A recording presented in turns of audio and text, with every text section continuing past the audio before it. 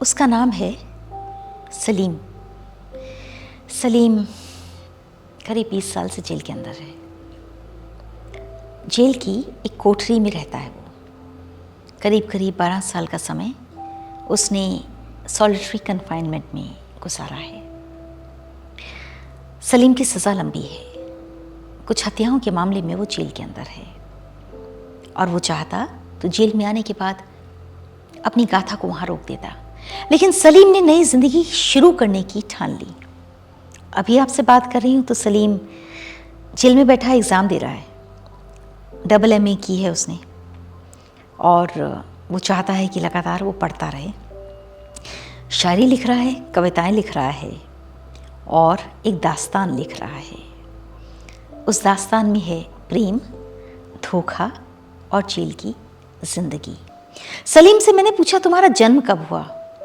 उसने कहा जन्म याद नहीं, पर उस साल कुछ राजनीतिक घटनाएं हुई थीं।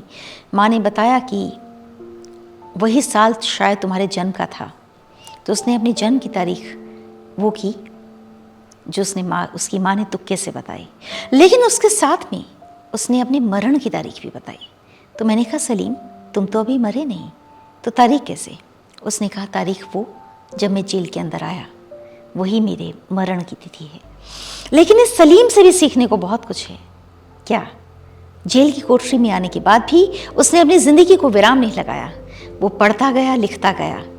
आज उसने करीब 1000 किताबें जेल के अंदर पढ़ ली हैं। अपने परिवार से वो अक्सर किताबें मंगवाता है, हिंदी, उर्दू, अंग्रेज़ी, और जेल की कोठरी में उसके पास हैं कई सारी डिक्शनरीज।